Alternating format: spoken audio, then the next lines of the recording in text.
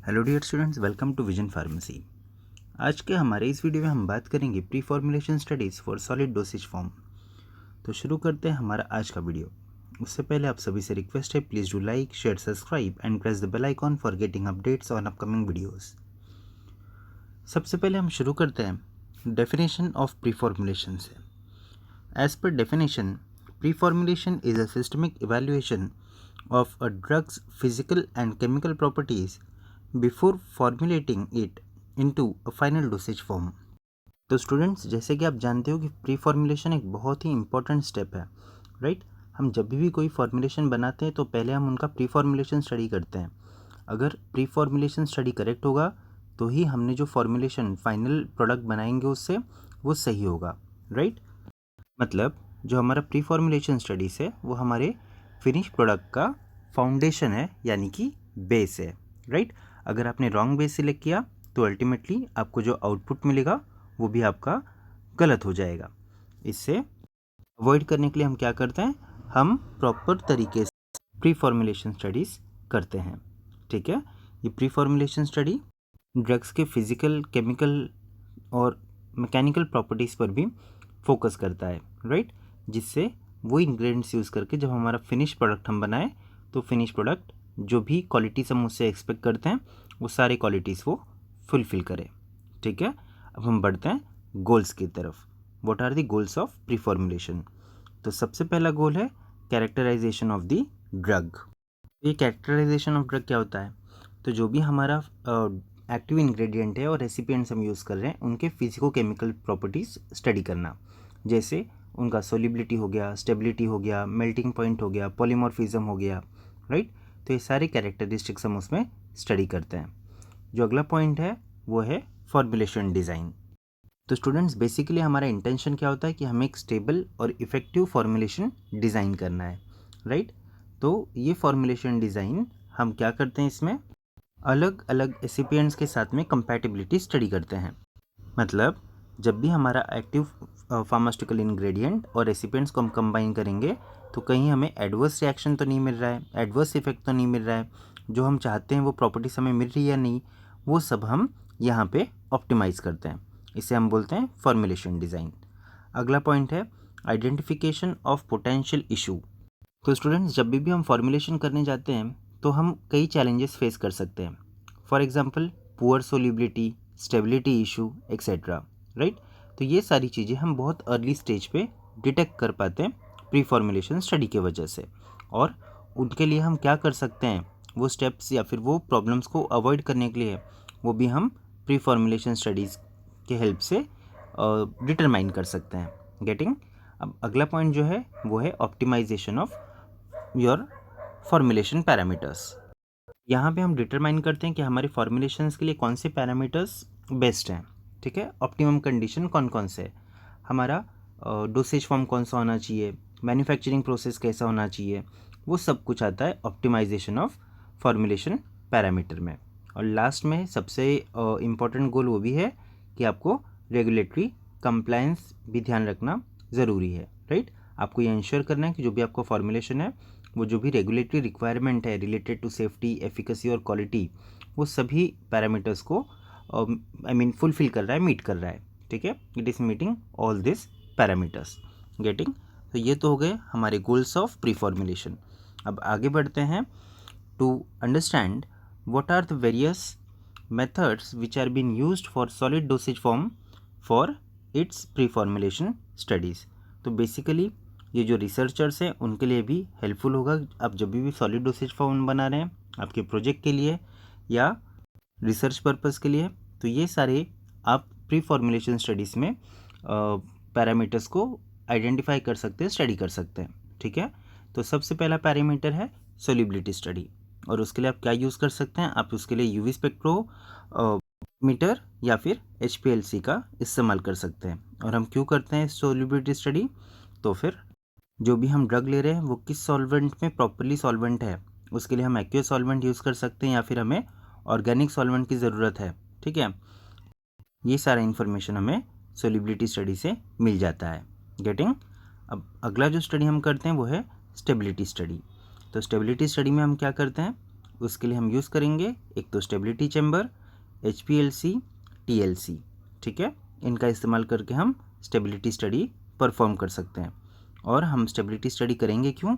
In order to assess chemical and physical stability of drug under different environmental condition, यानी अलग अलग environmental condition में रखने के बाद भी जो भी हमारा डोसेज फॉर्म है वो फिजिकली और केमिकली स्टेबल है, ठीक है। अगला है कंपैटिबिलिटी स्टडी। कंपैटिबिलिटी स्टडी के लिए हम क्या यूज़ कर सकते हैं? तो हम उसके लिए डिफरेंशियल स्कैनिंग कैलोरीमेट्री यानी DSC का इस्तेमाल कर सकते हैं। फिर हम FTIR का भी यूज़ कर सकते हैं कंपैटिबिलिटी स्टडी में। और इससे हमें क्या पता चलता है? इससे हम ये जानते हैं कि जो भी हमारा एक्टिव इंग्रेडिएंट है और रेसिपिएंट जो हमने सिलेक्ट किया है वो दोनों एक दूसरे के साथ कंपैटिबल है या नहीं। कंपैटिबल के मतलब होता है कि जब वो एक दूसरे के साथ एडवर्सली रिएक्ट ना करें, ठीक है। अदरवाइज़ क्या होगा कि एडवर्स रिएक्शन होने के चांसेस हो सकते हैं, ठीक है। वो दोनों एक दूसरे के साथ में सेफ होने चाहिए, यानी वो किसी भी प्रकार का हार्मफुल रिएक्शन नहीं करेंगे, ठीक है। तो ये तो हो गया कंपैटिबिलिटी। और हम क्या कर सकते हैं प्री फॉर्मुलेशन स्टडी में? तो वो है melting point determination. Melting point determination के लिए आप क्या कर सकते हैं? आप मेल्टिंग पॉइंट अपरेटस का यूज़ कर सकते हैं या फिर DSC का भी इस्तेमाल कर सकते हैं। और ये हम क्यों करते हैं? In order to establish the purity of drug and provide information on its thermal behaviour, ठीक है।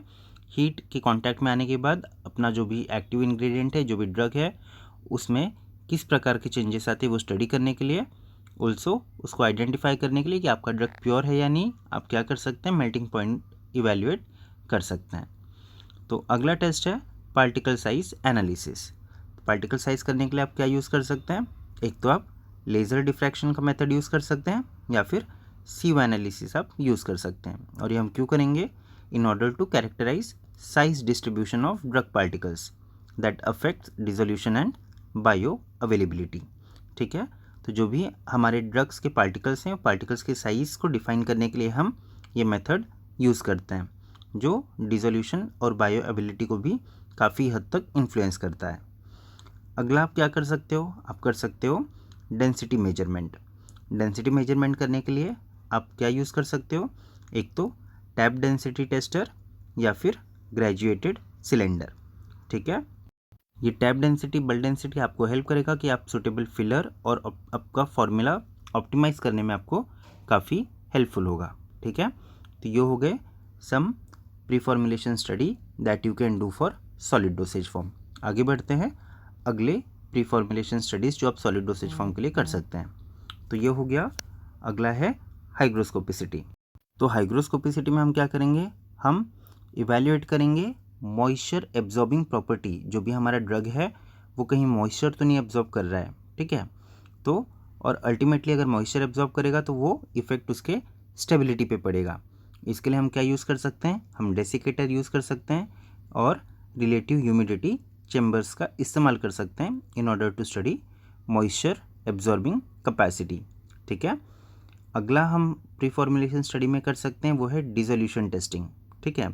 तो डिसोल्यूशन टेस्टिंग के लिए हम यूज़ करेंगे डिसोल्यूशन अपैरेटस और ये हम यूज़ करेंगे to investigate dissolution profile of drug, ठीक है।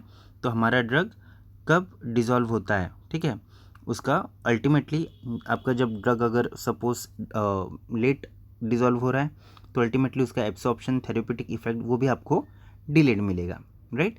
तो अल्टीमेटली ये स्टडी आपको एक आइडिया दे देगा कि आपका ड्रग ब्लड में कब तक अवेलेबल हो जाएगा in order to provide therapeutic effect getting. तो अब हम देखते हैं नेक्स्ट प्री फॉर्मुलेशन स्टडी जो आप कर सकते हो सॉलिड डोसेज फॉर्म के साथ, वो है पीएच स्टडी, ठीक है। तो पीएच स्टडी का आप यूज़ कर सकते हो पीएच मीटर का इस्तेमाल करके या फिर पीएच इंडिकेटर स्ट्रिप का इस्तेमाल करके आप पीएच डिटरमाइन कर सकते हो। और ये पीएच क्यों इंपॉर्टेंट है? तो ये पीएच हेल्प करेगा आपको आपके जो भी फॉर्मुलेशन है उसको ऑप्टिमम या फिर प्रॉपर पीएच जानने के लिए, जो अल्टीमेटली आपके फॉर्मुलेशन की सोल्यूबिलिटी और स्टेबिलिटी को भी अफेक्ट करता है। अगला पॉइंट हम जो स्टडी करेंगे वो है पॉलीमॉर्फिज्म स्टडी। और पॉलीमॉर्फिज्म के लिए आप एक्सरे डिफ्रैक्शन यानी XRD या फिर DISC का, ये दोनों टेक्निक में से किसी एक टेक्निक का आपको जो भी कन्वीनियंट लगे उसका आप इस्तेमाल कर सकते हैं। और ये हम यूज़ करते हैं in order to identify different crystallization form of drugs that can affect solubility and stability. आपको पता है पॉलीमॉर्फिज्म, अलग अलग पॉलीमॉर्फ के सोलिबिलिटी पैरामीटर्स यानी सोलिबिलिटी टाइम वेरी करते हैं, राइट। तो अल्टीमेटली आप इसके हेल्प से आपके फॉर्मुलेशन का जो भी सुटेबल टाइप ऑफ पॉलीमॉर्फ्स है वो आप यूज़ कर सकते हैं, ठीक है। अगला जो इम्पोर्टेंट प्री फॉर्मुलेशन स्टडी है वो है थर्मल एनालिसिस। थर्मल एनालिसिस के लिए आप डीएससी मेथड का या फिर टीजीए मेथड का इस्तेमाल कर सकते हो, ठीक है। टीजीए मतलब थर्मो ग्रेविमेट्रिक एनालिसिस, और ये हम क्यों करते हैं? In order to know thermal behaviour of our product, ठीक है। हमारे प्रोडक्ट का थर्मल बिहेवियर क्या होगा, ठीक है, जिससे हमें उसके स्टेबिलिटी और कंपैटिबिलिटी के बारे में काफ़ी हद तक जानकारी मिल सके। उसके लिए हम क्या करते हैं? Thermal analysis. अगला स्टडी जो हम कर सकते हैं हमारे एक्टिव इंग्रेडिएंट्स या और एक्सिपिएंट्स के साथ में वो है केमिकल एसे, ठीक है। तो केमिकल एसे आप HPLC या फिर UV स्पेक्ट्रोमेट्री का इस्तेमाल करके आप कर सकते हैं। और ये हम क्यों करते हैं? In order to identify the quality of active ingredient, ठीक है। हमारे एक्टिव इंग्रेडिएंट की क्वालिटी इंश्योर करने के लिए हम ये स्टडी कर सकते हैं, ठीक है। और अगर आपके एक्टिव इंग्रेडिएंट की क्वालिटी प्रॉपर है तो अल्टीमेटली आपको जो फिनिश प्रोडक्ट मिलेगा वो भी आपको एक्यूरेट मिलेगा, राइट। तो जिसके वजह से ये हमें करना चाहिए। अगला पॉइंट हम देखते हैं, that is aroma and taste evaluation. तो बेसिकली एरोमा और टेस्ट के लिए हम सेंसरी पैनल्स या फिर इलेक्ट्रॉनिक नोज का इस्तेमाल कर सकते हैं। लैब स्केल में तो हम अपने सेंस ऑर्गन से डिटरमाइन कर लेते हैं कलर, ओडर, टेस्ट, है ना। और ये हम क्यों करते हैं? in order to evaluate sensory properties of oral dosage form, improving patients acceptability especially for pediatric formulations। आप जानते हो कि जब भी हम कोई फॉर्मुलेशन छोटे बच्चों के लिए बना रहे हैं और उसका टेस्ट, ओडर ये उनके हिसाब से नहीं रहा या फिर प्लीजेंट नहीं रहा तो अल्टीमेटली बच्चे उसे नहीं एक्सेप्ट करेंगे, जिसकी वजह से हमें उसे उनके लायक या फिर वी कैन से कंपैटिबल बनाना पड़ेगा, राइट। जिसके लिए आपको टेस्ट और एरोमा भी एप्रोप्रिएट रखना पड़ेगा, ठीक है। तो नेक्स्ट इज एसिपिएंट स्क्रीनिंग। एसिपिएंट स्क्रीनिंग के लिए कंपैटिबिलिटी स्टडीज़ और फॉर्मुलेशन ट्रायल आप कर सकते हैं, जिससे आपको ये जानकारी मिलेगी कि आपके कौन से एसिपिएंट्स आपके फॉर्मुलेशन के साथ कंपैटिबल हैं और आपके फॉर्मुलेशन की स्टेबिलिटी एनहांस करेंगे, बढ़ाएंगे, ठीक है। तो अगला टेस्ट जो आप कर सकते हो वो है surface area analysis. Surface area analysis के लिए आप बेट सरफेस एरिया एनालाइज़र का इस्तेमाल कर सकते हो या फिर लेज़र डिफ्रैक्शन का इस्तेमाल कर सकते हैं। और ये हम क्यों करते हैं? ये हम करते हैं in order to determine surface area of drug particle, right. और आप जानते ही हो कि आपका सरफेस एरिया, डिसोल्यूशन और बायोएबिलिटी इन दोनों पैरामीटर्स को ट्रिमेंडसली अफेक्ट करता है, राइट। तो आई होप आपको ये वीडियो पसंद आया होगा। From this video I have tried to explain अलग अलग पैरामीटर्स जो आपको सॉलिड डोसेज फॉर्म की प्री फॉर्मुलेशन स्टडीज़ में परफॉर्म करना चाहिए, ठीक है। ये वीडियो रिसर्चर्स के लिए इम्पॉर्टेंट है, so please share with your friends who are doing research. Thank you.